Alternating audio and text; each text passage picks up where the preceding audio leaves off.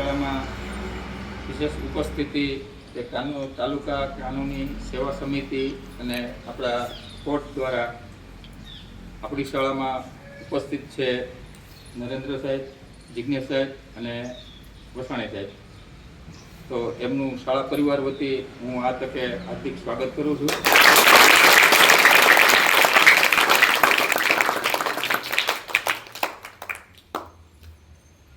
હમણાં ફોન આવ્યો કે ભાઈ આવું અમારે એક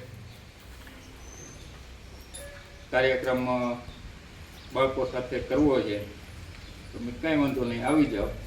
તો વિશેષ કે ભાઈ આપણી સ્કૂલ પસંદ કરી, તો આ તકે ફરીથી પણ એમનો આભાર વ્યક્ત કર્યો.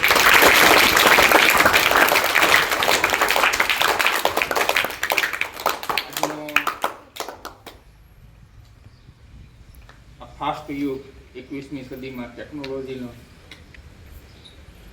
જાણે અજાણે આપણાથી કંઈક ક્રાઇમ થઈ જાય, જે આપણે કોઈ કાયદો જાણતા ન હોય, નિયમ જાણતા ન હોય અને થઈ જાય, પછી પોલીસ કેસ થાય અને કાનૂની પ્રક્રિયા થાય.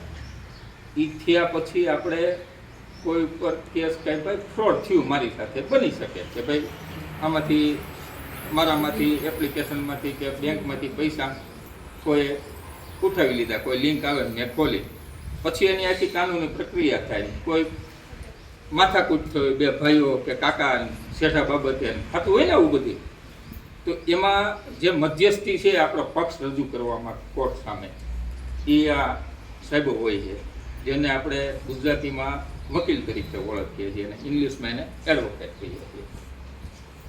તો ડરવાની જરૂર નથી. આ પહેલાં પોલીસવાળા આવ્યા હતા, તમને સલાહ દેવા આવ્યા છે કે તમે આવું ક્યાંય મૂંઝાવ તો તમને ખબર હોવી જોઈએ કાયદો ક્યાંય. તો એના માટેની આ શિબિર છે. તો આ તકે હું વસાણી સાહેબને વિનંતી કરું કે એમની ટીમ દ્વારા આપને યોગ્ય માર્ગદર્શન આપે. બાબરા કોર્ટમાંથી જે હરેક સ્કૂલમાં બાળકોને કાયદા વિશે પ્રાથમિક જ્ઞાન મળી રહે એવા હેતુથી અલગ અલગ સ્કૂલમાં શિબિરનું આયોજન કરવામાં આવે છે, જેથી કરીને બાળકોને કાયદા વિશે માહિતી મળી શકે. જો આજ રોજ હું જે શિબિરનું આયોજન છે, એ આયોજન માટે જે છે એ નાના બાળકો માટે જે તમે જોવો છો કે 18 વર્ષથી નીચેના જે બાળકો છે, એ બાળકો સમાજમાં અલગ અલગ જગ્યાએ પોતાને માહિતી કે જાણ હોતી નથી કે કોઈ પણ પ્રકારનો ગુનો કરી બેસે છે. જેમ કે આપણે જોઈ કે પોતાની જરૂરિયાત સંતોષાય એવા હેતુથી કોઈની વસ્તુ લઈ લેવી. શરૂઆતમાં શું થાય છે કે એને સારું લાગે છે, પણ ધીમે ધીમે એ જે આદત છે એ આદત વધતી જાય છે અને પોતાના લાભ માટે જે વસ્તુ લે છે એને શું કહેવામાં આવે છે કે ચોરી. જે બાબતે એની ઉંમર જ્યારે 18 વર્ષ કરતાં નાની હોય છે, તેવા સંજોગોમાં શું થાય છે, એ બાળકોને બાળ કોર્ટમાં, બાળ અદાલતમાં, જુવેનાઇલ કોર્ટમાં એ બાળકો વિરુદ્ધ કાર્યવાહી કરવામાં આવે છે. પરંતુ તેના માટે વાલીની નિમણૂક કરવામાં આવે છે.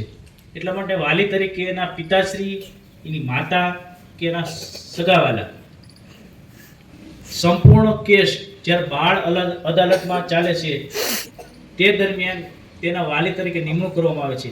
જે ભૂલ નાના બાળકોએ કરી છે એના કારણે પોતાના વાલી તરીકે પોતાના પિતા, માતા અથવા તો એના જે વાલી તરીકે નિમણૂક થઈ હોય તે લોકો, એની હિસાબે જે નાની ભૂલ છે એનું પરિણામ તેને ભોગવવું પડે છે. તેમજ જ્યારે બાળકો આ બાબતની ભૂલ કરે છે ત્યારે કેસ ચાલતા દરમિયાન સૌપ્રથમ બાળકોને જ્યારે ઉંમર 18 કરતાં નાની છે તેથી તેને જેલમાં મોકલવામાં આવતા નથી. એના માટે સુધારણા માટે એના માટે અલગ વ્યવસ્થા કરવામાં આવે છે. કોઈ બી વ્યક્તિ માનો ને કે ભાઈ અમરેલી જિલ્લા અંદર જ્યારે ગુનો કોઈ કરી બેસે ત્યારે તે લોકોને હાલમાં જે વ્યવસ્થાના માધ્યમથી તેને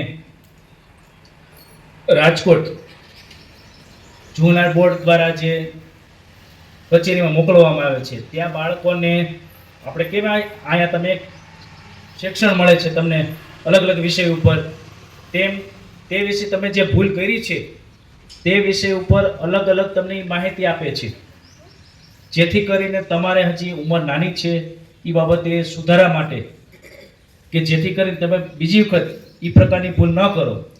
તેમજ બાળકો માટે મારે એક બીજી વસ્તુ પણ કહેવી છે કે બાળક જ્યારે 18 વર્ષ કરતાં નાનું હોય ત્યારે પોતાની ઘરે સગવડ હોય ત્યારે શું બાળક કરે છે, પોતાની અથવા તો મિત્ર સર્કલમાં સ્કૂલે જવા માટે અથવા તો આજુબાજુમાં જવા માટે ઘરે જે ટુ વ્હીલ વાહન હોન્ડા છે, સ્કૂટી છે, XYZ જે વાહન છે તેનો ઉપયોગ કરે છે. ચલાવતા ભલે આવડે છે પણ ઉપયોગ માટે સ્કૂલે આવવા માટે અથવા તો બહાર આજુબાજુમાં જવા માટે પોતે અથવા તેની પાછળ તેના મિત્ર સર્કલને બેસાડીને આવ જાવ કરે છે.